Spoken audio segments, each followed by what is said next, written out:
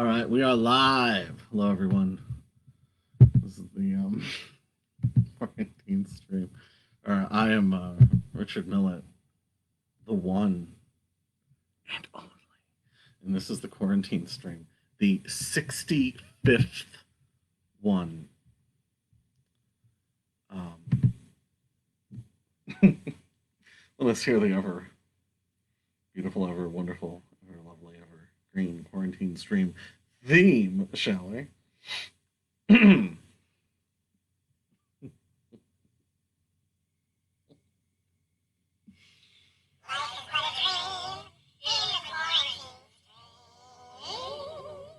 Lovely. All right. We had for any of you who were with us last week, we had big time problems, so, technical problems. So hopefully this week is not a repeat of that, because that was no fun at all.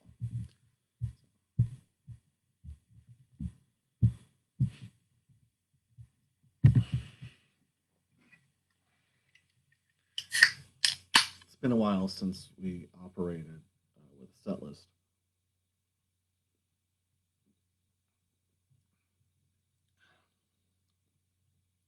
But just because you're operating without a set list doesn't mean you don't have ideas for how you want things to go, ideally.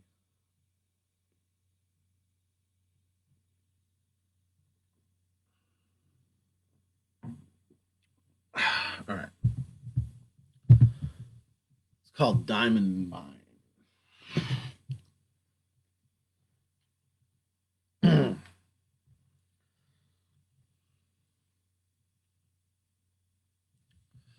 Water rushing so fast it looks like knotted wood. Its sound is ceaseless, perpetual crash and static blue and black. Droplets burst over the plank sides and dot the dirt or land on kicked-out bricks, and from the ravine's opposite angle, the water seems to glide clockwise, rolling ever nearer toward the gears, and into the factory where 7 years previous the core of the industry sunk unexpectedly early, and like a defense attorney, the treasurer ruled the materials used were archaic and their methods unrealistic, and as demand seized up, the foreman and night shift technicians acidly joked they were laboring within the Great Repression. For ages, it seemed like the beams from the afternoon sun wouldn't come, but we later learned the view was obscured from a flood that started in the diamond mine.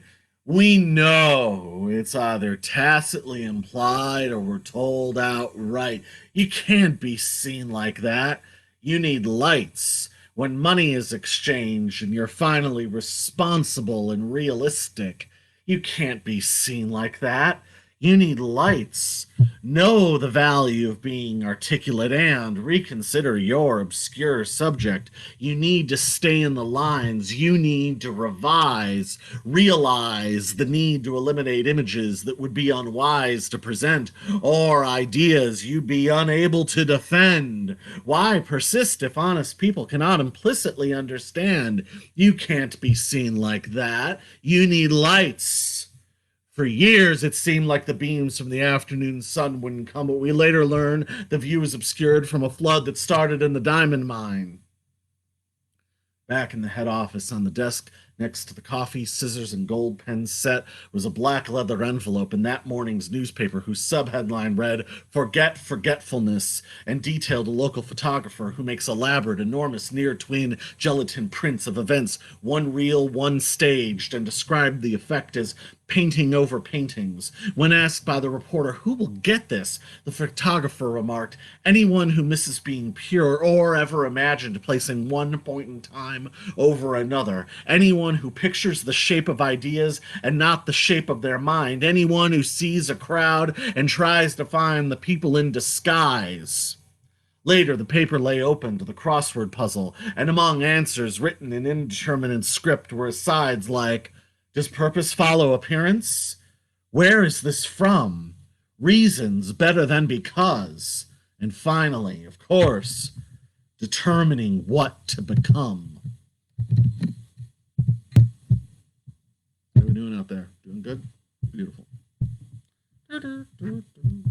No, won't have that.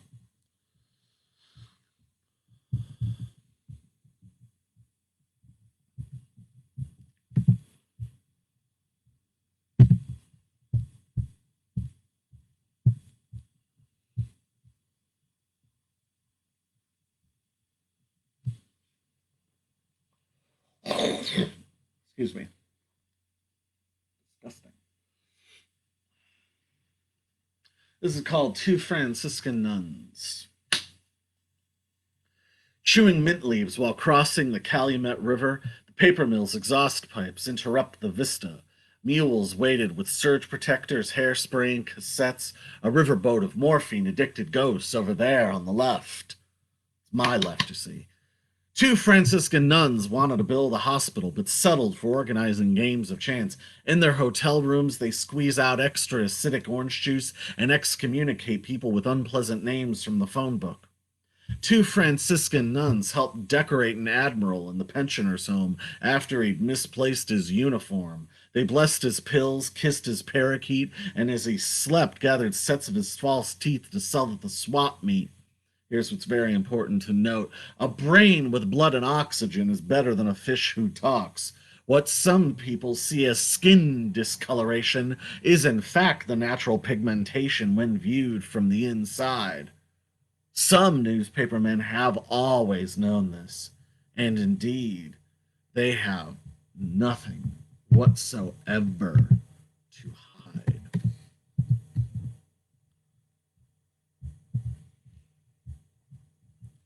This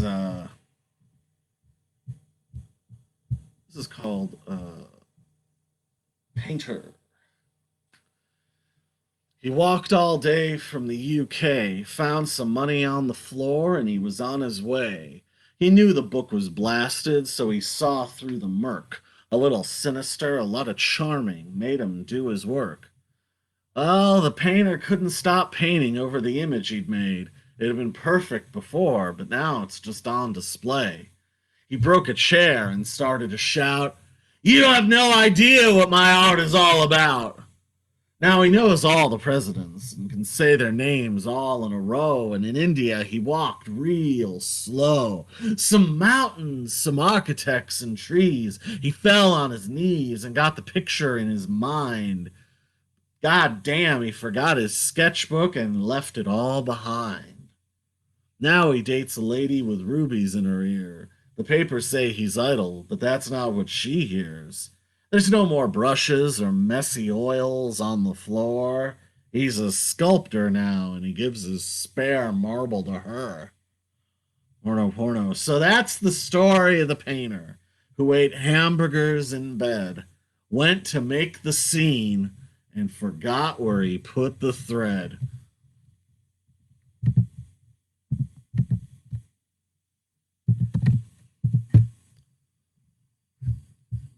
While we're on the subject,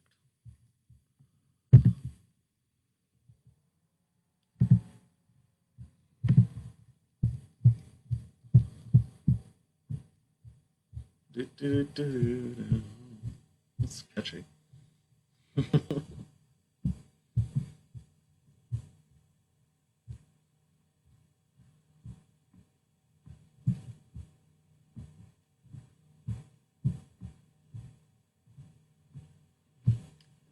I've said this before, but I shall repeat myself.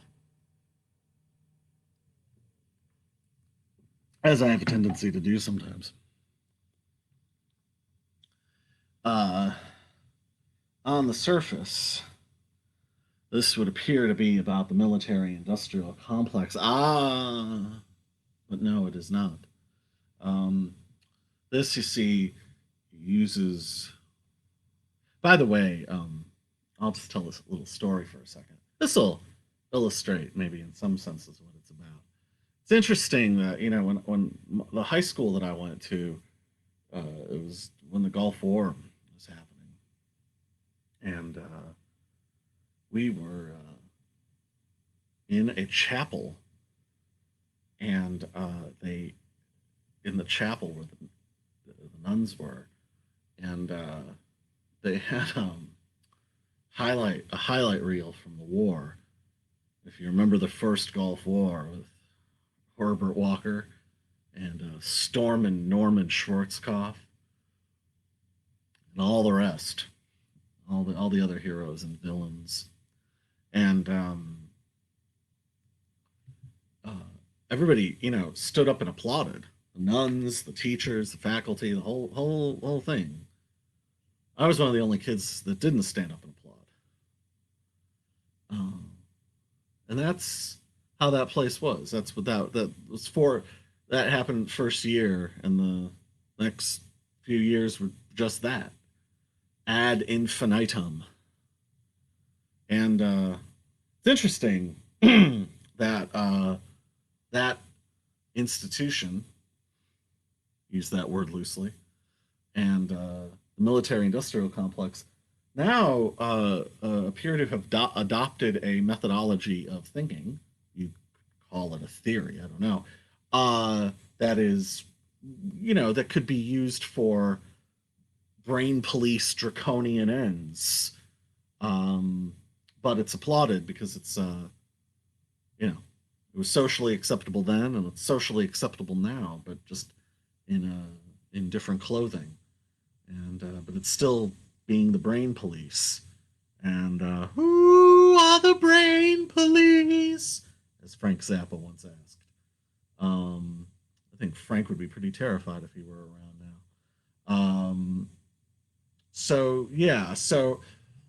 in a long manner of speaking, this is not specifically about the military industrial complex, but it uses one form of an abuse of power to discuss another form of an abuse of power. All of its grotesque abomination that is anti-humanity and anti-truth and anti-beauty, and I dare say anti-liberalism or anti-liberal. And that's a dirty word, but I'll use it along with fuck shit and everything else. Freedom of speech, right? Beautiful thing. So, after that very long and rambling introduction, this is, of course, would you sell the relics?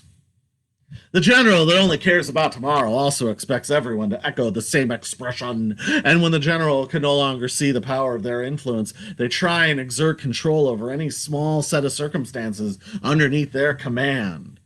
While the brigadier general worries no one if they need a transfusion. The colonel, who's concerned that not enough people's fingerprints matches theirs, requires a warning on the front page of each report, along with a summary cut together by a subordinate in a matter of minutes, so they don't have to waste any energy generating any contradictory thoughts. While the captain enters their coordinates so their location is known and updated every moment, which leaves the captain free to make discoveries like the wheel or gravity, then sell their findings to the executives or campaign staff of their choice, urged by a strong sense of benevolence, a tribute to charity as a force. And the first lieutenant's unmatched love of history is proven by the pictures taken of their parents with Goebbels in Brazil in the 70s. And the second lieutenant's jealousy shows and grouses to one. That's not Goebbels. It's clear it's Martin Bormann. The sergeant major that reset the standards of esprit de corps doesn't know the panic they'll feel a few short years later when they are urged out of the way, or that they'll become stiff with resentment and resolute in their calls for punishment, and institute measures to monitor how the company behaves. While the staff sergeant writes on a photo of themselves, "The future points to you." And then they turn the photo around on the back and they say, "All of history has been leading up to you, and history shall end with you, and the utopia shall begin. It shall rise, rise, rise!" And daydreams about collecting the remaining virginities from the sorority house down the road, and they already have the names, ages, and weights in a frequently updated database. Then the staff sergeant complains about commercials before content. The chief warrant officer who breaks ranks to research the order the alphabet was created in gets rueful about seeing themselves age and attending charity events, funerals, and hospital visits, seeing their face in the mirror more washed out than before, wondering as they write their commencement address, who will even be paying attention in the audience, drinking from puddles, seeing what the sky says, not being able to read handwriting as children receive a small pencil. And to the private, it's all an eye roll, and all so boring and shallow to see another round of legacy shut out by an offhand remark. The private doesn't ask any of the officers where they should start. What's the matter where rebellion is kitsch and trauma is Walmart? The specialist greets the private. They each think the other is a dilettante. And later, the specialist considers, what's the matter where you have 1,000 followers and not a dozen supporters? Would you sell the relics?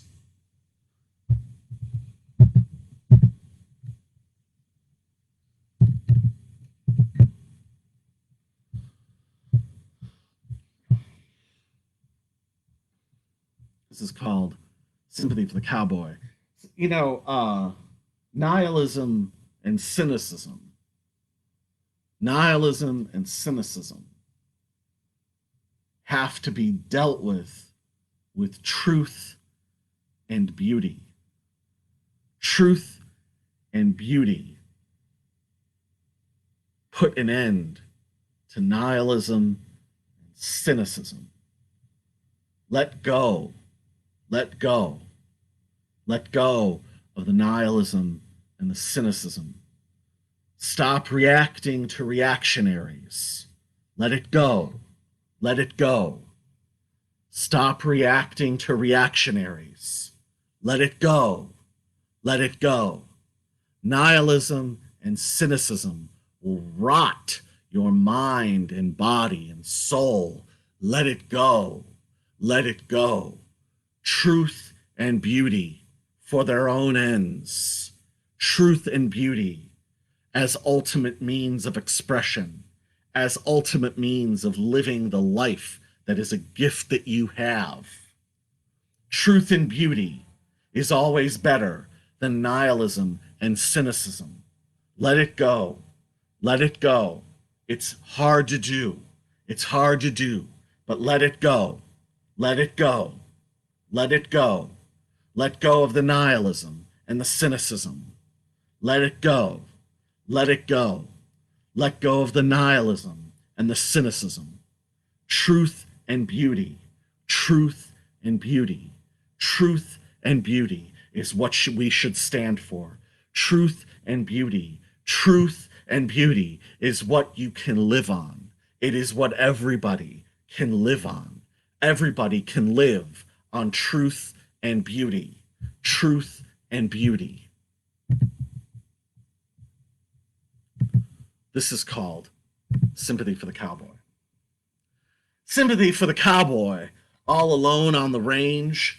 After the war ended, he was forced to change his name.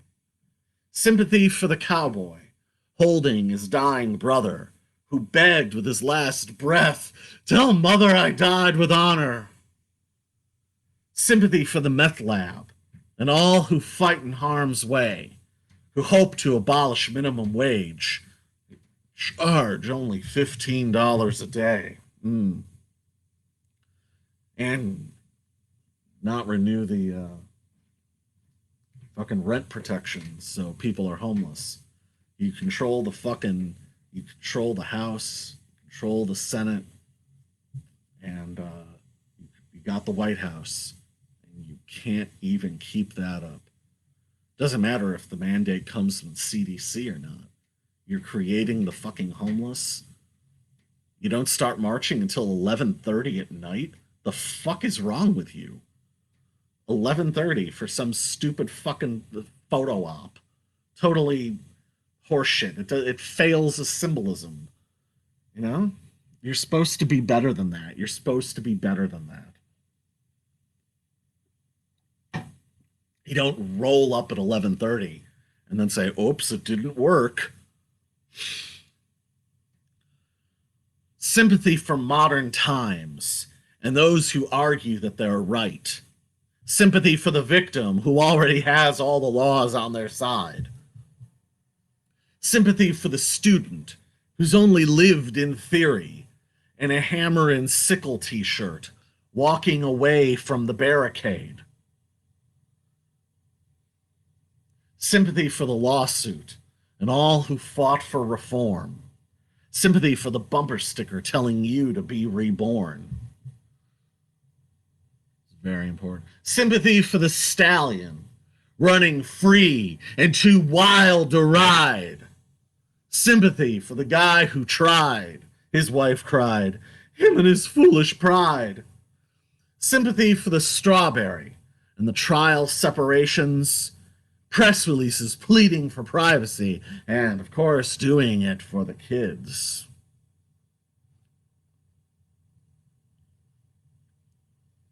Sympathy for the nihilist, sucking on his cigarette, cutting you off in traffic, no constraints of guilt or regret. Sympathy for the stalker, on his computer outside, looking up pictures of you in high school, saving each one, even if it takes him all night. Sympathy for the cowboy, whose son moved off the ranch, said he might be coming back soon, if there's no change of plans.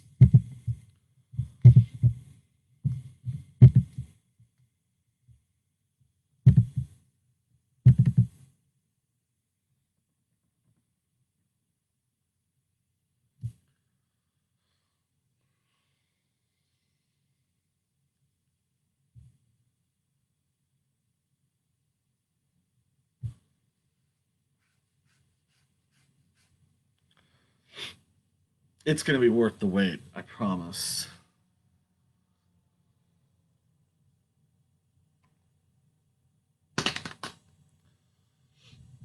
Wow, it's really taking a long time.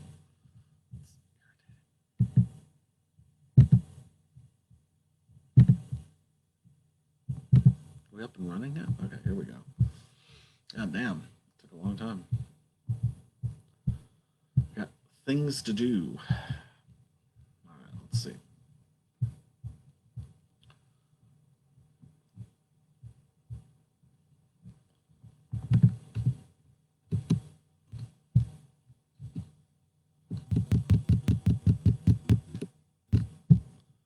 All right, let's do this. This is called Parallel Place. I live in a parallel place where the land is level, where the streets are bright in the evenings and I know what tomorrow brings. I live in a parallel place where the wind is cold, where gray haired men sweep the band shell and foxes sleep underneath church bells. I hear the lank haired women walking in the morning, their faces shaped by the sun. I live in a parallel place where there's endless electricity with very low voltage, where everyone dies of old age. I live in a parallel place where rain runs into a tunnel, where able bodied women clear the gutters and dragonflies rise in a slow motion flutter.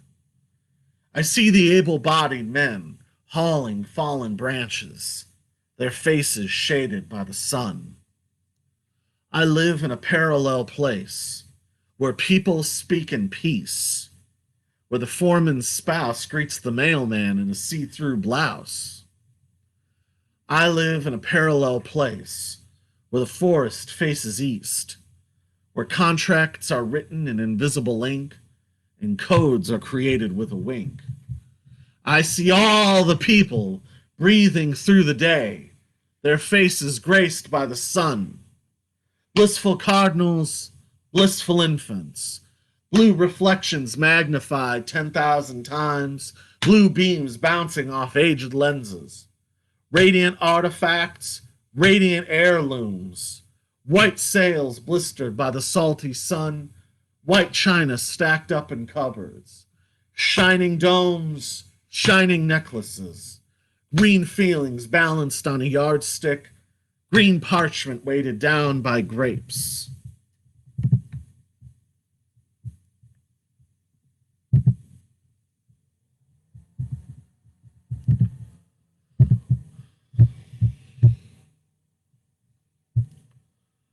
I think we'll do the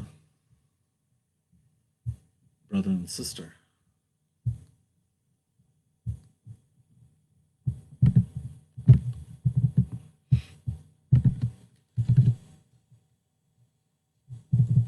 No.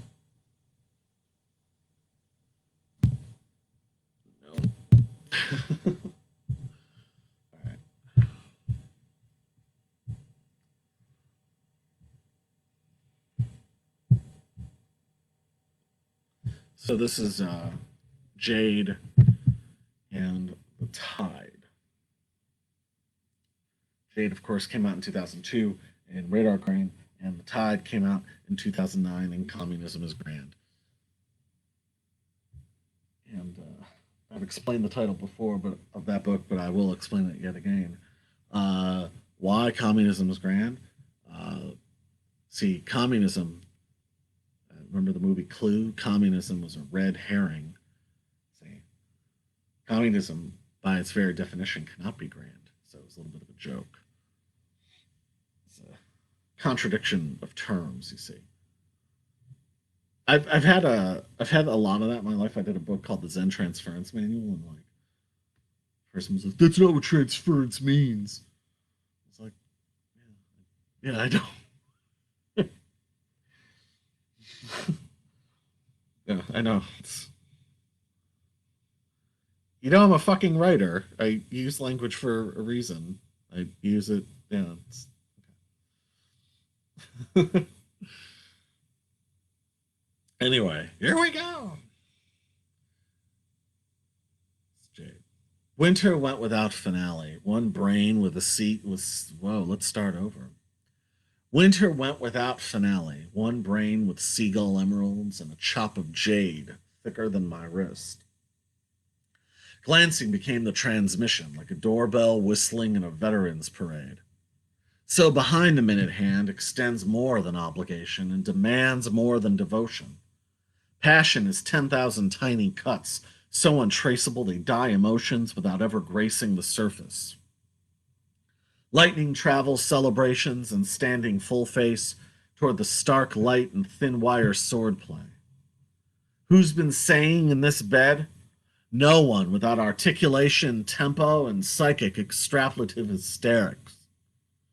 At the break, I am pacing, ignorant to stillness, shattering shins, pushing flagpoles out of the fields, locking engines to mortar, and blushing with inevitable glory leave.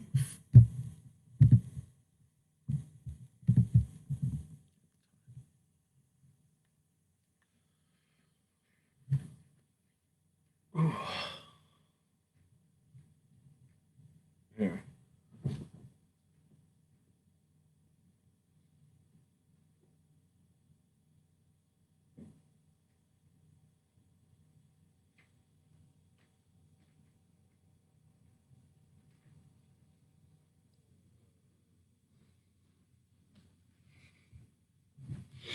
Swimming through the rising tide. Eyes, eyes, eyes, eyes. We love you, Nyan, Jungyan, Momo, Sana, Gio, Mina, Diane, Cheyoung, Sui.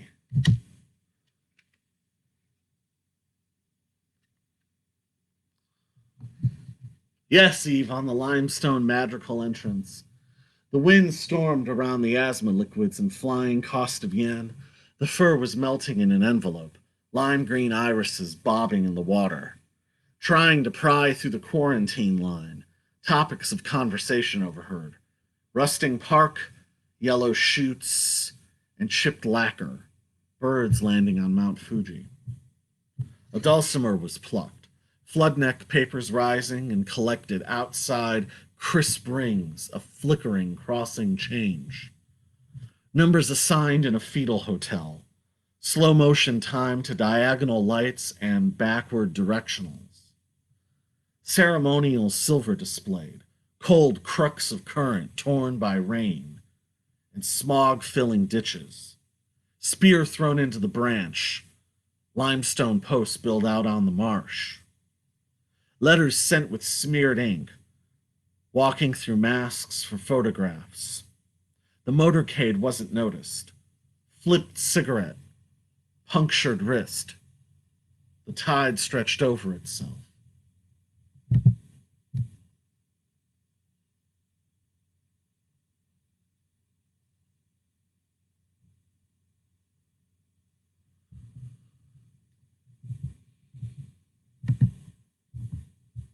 Mm-mm.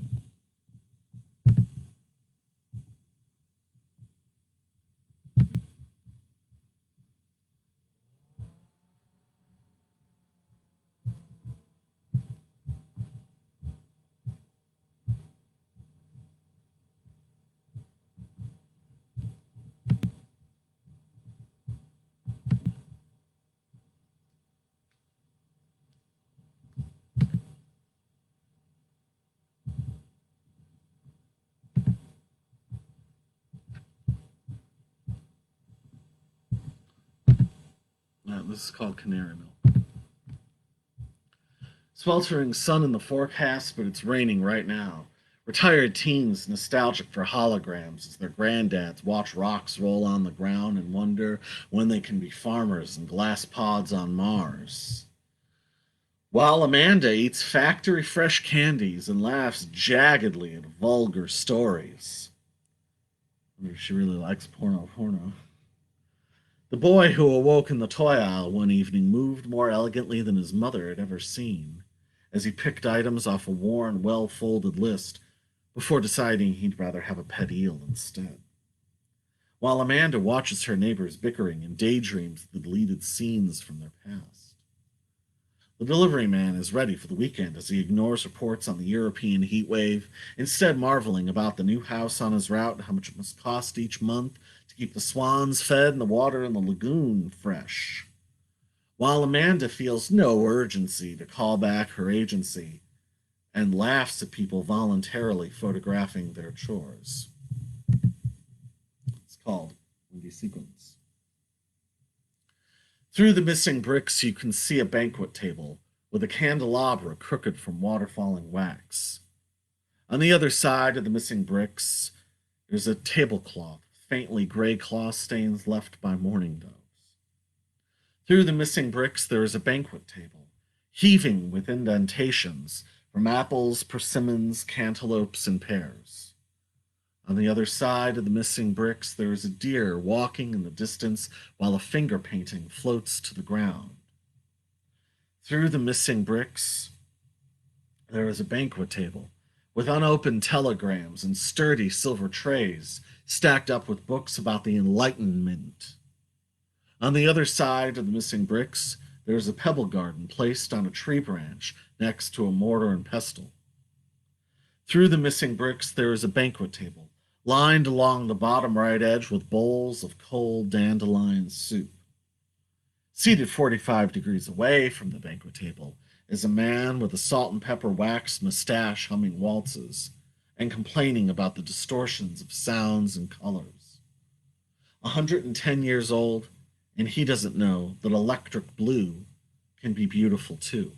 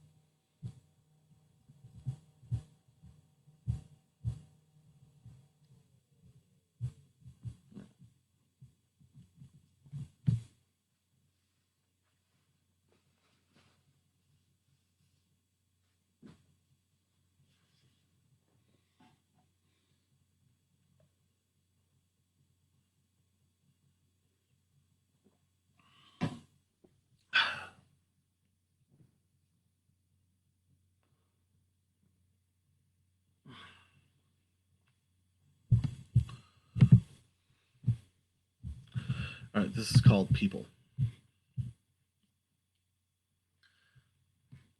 In 1 second. Now, this is People.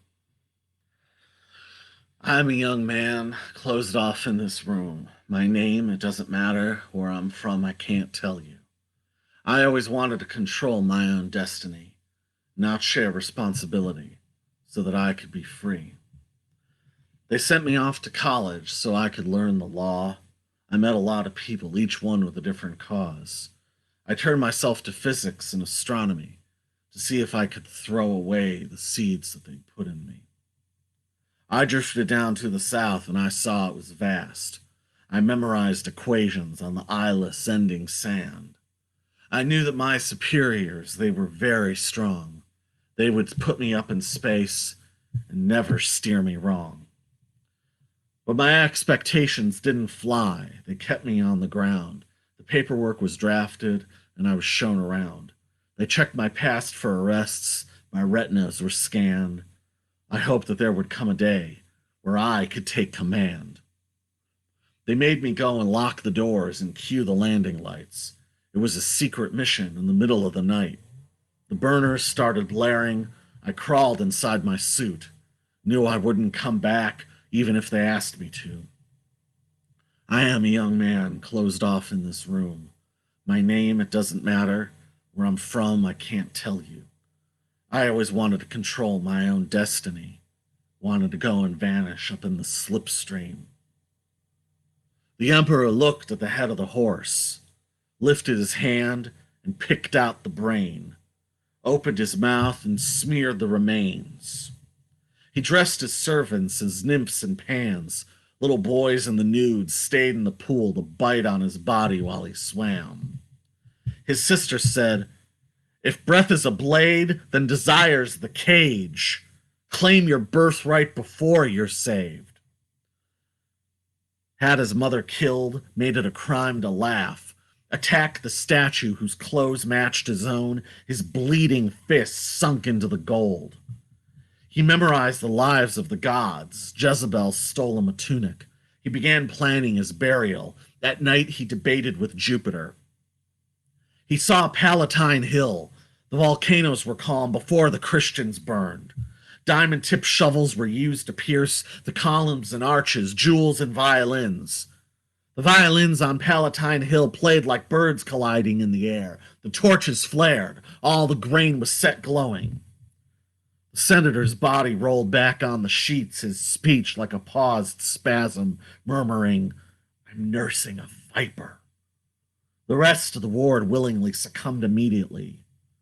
In the middle of the gymnasium were booths with men in bulletproof vests, giving out ballots and voluntary vaccinations to guard against contaminants.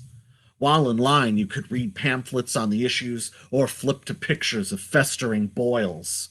It's slippery and strange to walk all alone. Sealed lips will keep the borders closed, and no infestations will travel north. Nothing to arrest security, just a cure to keep people in the grasp of liberty. The medicine was made with pearls dissolved in vinegar. The choice was made by pulling the lever. The searchlights were made for us by the protector. A thief entered. Everyone was roused.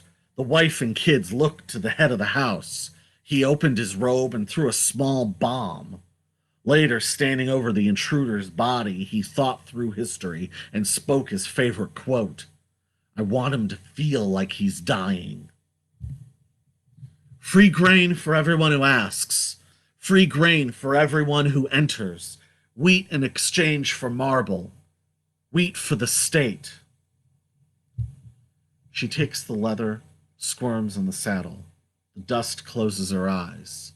I can see the red jacket from up here. Two girls climb the stairs, very poised and aware. They'd been here before, the Los Angeles smog against their backs. Two men arrive the next morning to drop off a pair of glasses and smear the window pane. The teenager can't make a sale, so he packs up his stereo equipment and his clock radio and exits out past the telephone pole. When they were done, they sat in the kitchen and carved up some watermelon. An hour later, they threw away their clothes. Young man in the backyard. The owner doesn't know he's there. Taking a drink from a garden hose. Drops his flashlight on the ground. He dropped his flashlight on the ground.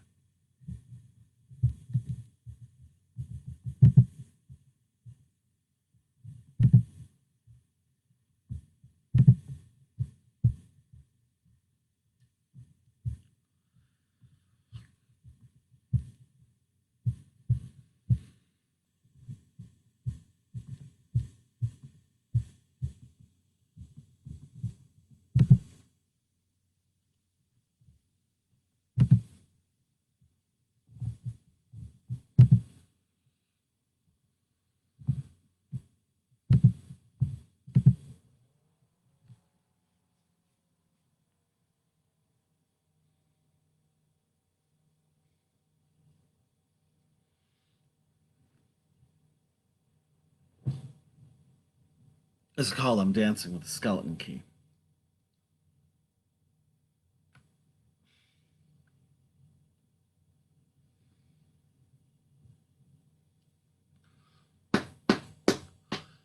Dancing with the Skeleton Key pinned under my belt the night after I'd had two simultaneous dreams in ocular split screen, one where a white-tailed fawn galloped to the front door and another where my brother couldn't sleep. I'm dancing with the skeleton key tied on a twine cord around my neck, remembering when my sister was locked in a minivan and stranded in a parking lot outside of Boston. She kissed the windows and ate the tape left in the cassette deck. I'm dancing with the skeleton key in my unopened mouth, tucked behind my wisdom teeth and obscured by my tongue. I have memories that my sister still won't believe, and I wish I could have edited the 20th century. It all could have been done so much better.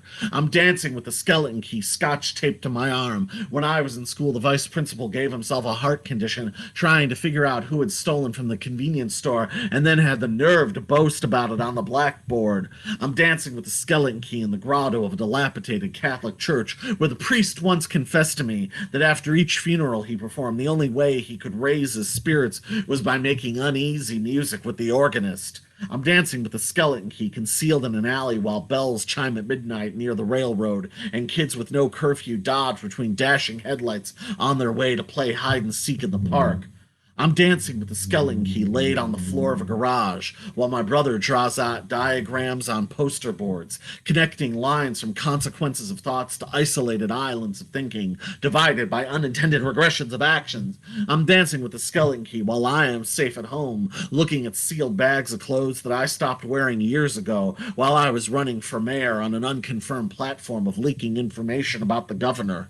I'm dancing with the skeleton key in an adjacent office because the evidence my brother uncovered just got delivered to the lawyer and he predicts it will make the judge jump and remove any condemnation from his mouth. I'm dancing with the skeleton key in a strip mall that used to be a swimming pool, and before that, a man made hill that covered demilitarized waste trucked over from a Floridian base, and it will still take 100,000 years before any of this reaches its half life. I'm dancing with the skeleton key clasped tightly in my hand as I watch my sister in the mirror speak sentences with one word and plant orchids next to power lines in the backyard. Then she dots the driveway with empty jars to accurately measure the rainfall. I'm dancing with the skeleton key in my pocket, moving loosely with me. My brother used to cry bitterly to our parents every time he got a ticket, refuting each offense, denying that he had done any of it. I'm dancing with the skeleton key, sliding uncomfortably in my shoe, but the nuisance helps give me the presence of mind to always hold up what I was taught, that when the rent is due, it's better to be full and well slept than to just hand over a blank check. I'm dancing with the skeleton key pressed into a book, watching leaves in the wind and a novel at a press conference, performing fake sign language, hoping it will get him the attention he wants for trying to revive the printed word.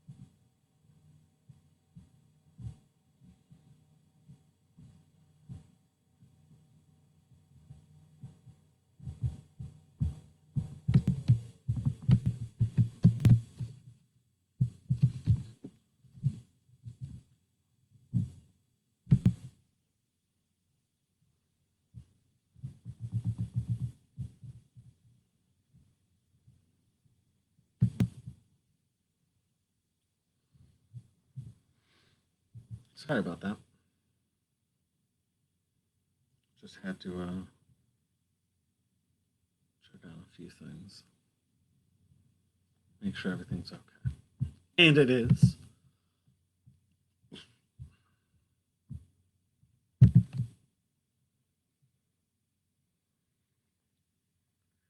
This is Allison with Blue Sea and Icebergs are. Allison is a real person, and she will never know if this was ever written about her. And perhaps it's better that way, though I feel it is extremely complimentary. In fact, it's a tribute to her. I don't know that she would necessarily understand that, perhaps.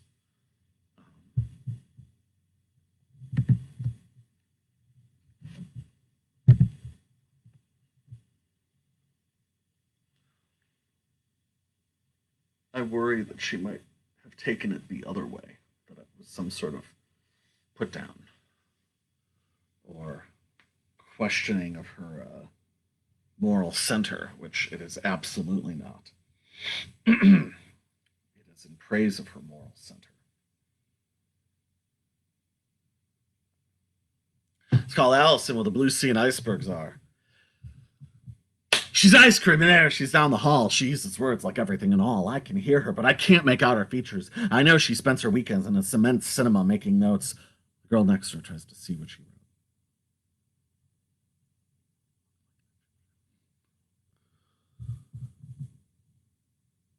Allison wonders why the guy in the elevator keeps glancing at her, why that weather keeps jumping between rain and sun every 30 minutes. She keeps saying, "Quit asking me questions when I am the one that's innocent." As people assume she's joking, Allison wonders, what are the windows thinking on a day where there's a white line down the center of the sky? Her mind cuts back to the guy on the elevator. Quick, look at me, look at you. We are equals. Allison wonders if she can keep hiding while knowing that they're following me. Allison writes, what started out as hopes are now just observations, mostly about nature, and being young stops being fascinating once it's done. Allison looks down at her bowl of spinach, and her eyes focus down on the details of one leaf, and she quietly speaks.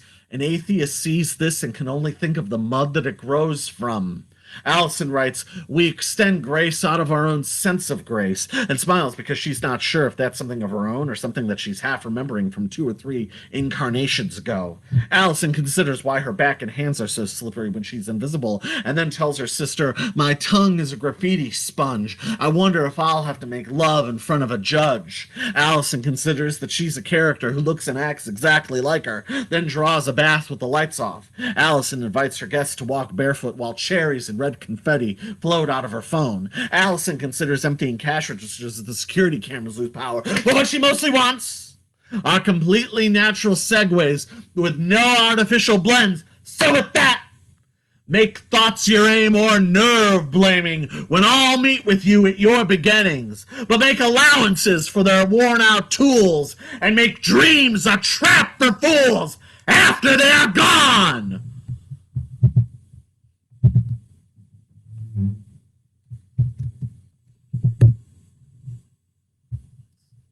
Best.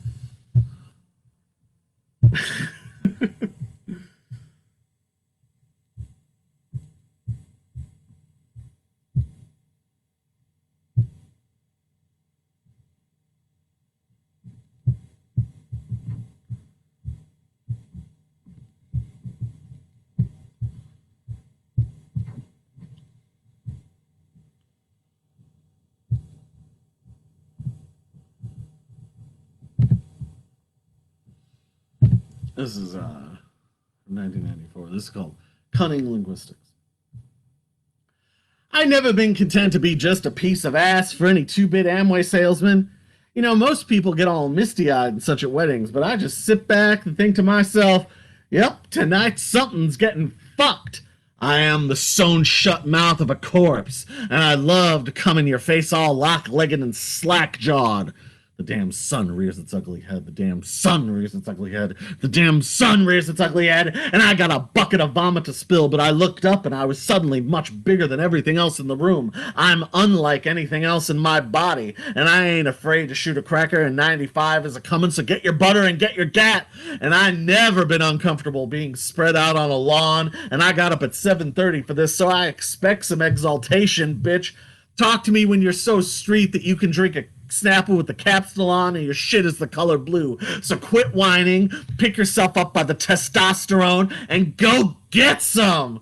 As we all know, the way to a woman's heart is through Ike Turner, and I non compos mentis since age 4. So check your morals at the door. Sit back and just call me your religious motherfucking experience. This is called room service.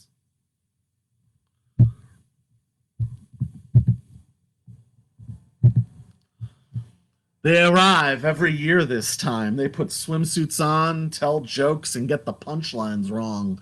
We set up the continental breakfast and watch the elevators come down. Before the wake-up calls, we're cleaning the halls. The tables are heavy. We vacuum the lobby. The rest of the morning, we're washing silverware and folding towels. I have to work a double tonight. I'm tired, but I don't mind. At least I'll get some overtime. But by 9, it seems like this shift will go on forever. Because it feels like I'm living in a non-stop dream. The lights are always on. I can't sleep or run away. Because I'll get in trouble. I can't believe they stiffed me on a tip. I carried their luggage to the street. This is real, so bite my lip. And don't ever look back. Don't ever look back. I get so frustrated. They ask me to repeat things because of my accent. And then say, it's so cute the way you speak. And I have to listen to some woman complain about the thread count of the sheets. I don't want to work tonight, but I really don't have a choice. I have to make what I can now because I won't be young forever. Because it feels like I'm living in a non-stop dream. The lights are always on. I can't sleep or run away because I'll get in trouble. I can't believe they forgot to fill the pool with chlorine. Second time this week. Not my job, but they still complain to me. This is real, so bite my lip and smile politely as I can. Yes, I understand, ma'am. My heart really gets racing when the kids throw things at me. I can't wait to go home tonight, but it'll be okay, because it's either this or the spoon factory, and I can't wait to go home tonight. Come on. Let's do it. This is about the burdens of being both God's servant and messenger, perhaps. This is it's called White Cello. Take the white envelope next to your right hand. Give it to me. Here, the seal.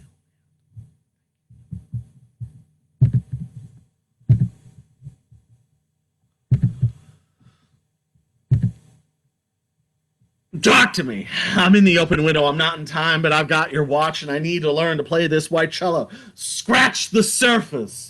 I'm on the shore with a can of sugar. It's never bitter. I'd really rather be playing, though, because I like the white strings and the white bow. That's not her. That's her was the simplest thing you said today. I'm still reeling, with no moments except now. You don't possess any microscope, so instead I will take the telescope. I'm trying to be angelic, which isn't easy after getting desensitized with disappointments every night, eating fresh vegetables, but planning. You already know, and then you talk me out of it, for which I am eternally fucking thankful and grateful. You don't have a pistol in your waistcoat. Your teeth aren't flecked with flax seeds. My misjudgments are my own, and most are unknown. But just because I'm a pacifist just doesn't mean I'll let any just dumb motherfucker come and abuse me. And speaking of myself, notice me! I'm standing next to the tree where the guy crashed the stolen car, then got out and ran for it. But I can behave for over 100 days, and I've squandered my efforts and so much goodwill that I sometimes still need to convince myself that I should try to take lessons to learn how to play at all. But I'm sure that you want me to. And I know what I can do. And with that, we're not missing anything. We're humming songs through the phone. We're midnight movers. We're holy rollers without a religion. No, we're not. And don't be the guy on the bike in the right lane racing for his life against rush hour traffic in the morning. I know you are, and you know that I care. And I feel like I'm Clark Kent dressed in primary colors, and I just haven't taken off my glasses yet. She said to me, as long as it's not evil. And I said to her, I cannot be evil, certainly not right now, but it's the rising sun, it's a hard-boiled egg, it's basil, it's a blue charm. I just want to play the white cello. I just want to sit in a circle and think about it some more. So we're going to wrap this up, or are we going to test people's patience? No, we already did that, fucking right? No, I'm thinking out loud. It's warm communication going on over here. Oh, brother, see, that's what I'm talking about. So instead, we're going to change some channels. Quarters, dimes, and nickels, and all some of this supposed to be wearing a blue suit. Go to the slunts and cut off your slunts. It'll be like a reverse safari where they put lions, cheetahs, and tigers in a truck and drive them around and show them people shopping or walking down the street and pumping gas. It'll be the apex of manifestation. It won't be something that's in the Bible, but it will be exactly like the Bible. Or it'll be some suburban safari where some guy named Greg gives you a little pith helmet and plastic binoculars, and you wait under the kitchen table for the cat to use litter box. But why does it gotta be white? Never heard from before. Advertising space available. Clean, clear water. And, of course, the tastiest tomatoes. This is, wrote this back in, well, it came out in 1996. This is from the book Coming Out. This is a poem about freedom. I'm very proud to have written this. This is, of course, is called Neil and Bobby Suck It To Me. I greet the puppies with a smile and attempt to comb my hair for a while I idle my time on a red velour sofa. It's not mauve, it's not puce, it doesn't look anything like you. It's ugly, it's red, it's got plastic cushions. I spilled my apple juice on that sofa. Or is it a love seat? Or is it a futon? It might be a bidet for all I can see. But whatever the hell it is, I don't want to sleep on it or eat your chocolate cake anywhere near it. I don't even want to go in your house because your dog humps my leg and your boyfriend picks my teeth and your dad chews on my eyelashes and there's not 1 inch of floor space clean enough to lick. You turn my water brown. You see how Granddad dresses like a clown. He's got a big red nose that's not nearly as revolting as that sofa. So by the way, I'm not coming over tonight, so quit following me down the hall or hitting on me in the toilet stall. Because any house with that much Elvis on velvet won't find me on their front porch swing or their Norman Rockwell painting. But maybe I will drop by dressed in armor and a satin hat with some flowers for the maid and cocktails for the cat who never got me in the sack and the muzzle for that goddamn dog. And I'll cut out your nose hair and put on your pancakes and yell, supper is served! So the butler can take a night off and throw some darts at Granddad. And for dessert, I'll serve pigs in a blanket garnished with spaghetti Suzette with some lighter fluid and a lock of your mom's pubic hair to torch that fucking sofa to the ground. Because it ain't Art Deco no matter how hard you try to swing it, and the vinyl siding may go up in flames. But it really ain't Little Pig House after all. Now it's a tuts. And that leads us straight fucking into, you know, if you watch, you know, you know, you know, you know, you know, you know, you know, you know, you know, you know, you know, you know, you know, you know, it's time to. A blue wave sprayed gently onto the window. It remained an unfaded crescent reaching over the rooftop. Birds flew through untethered. Droplets yawned in sonorous applause. The shape succumbed, giving way by matching passing movements. As when water splashes in the sky, a maypole stands unraveled, while a sunfish kisses a butterfly. The fences were then a canvas. Soaked tissue paper sprung over electrical wires, fragile fork tails freshly shaven, as bronze tiger beetles glanced up at the heavens. Dance the night away! And that, folks, is another exciting edition of the Quarantine Stream. We hope that you have enjoyed this. We also hope that you enjoyed the lovely opening acts of Porno, the musical stylings of Porno, and of course, Mount Haku. Let us hear the Quarantine Stream theme one more time, shall we?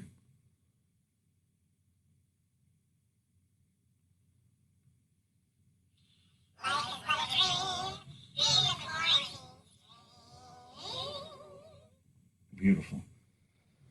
All right, folks, by the grace of God, we will be back next week. I'm fairly confident that we will be. Until then, especially right now with the variants Variant business, stay safe, stay smart.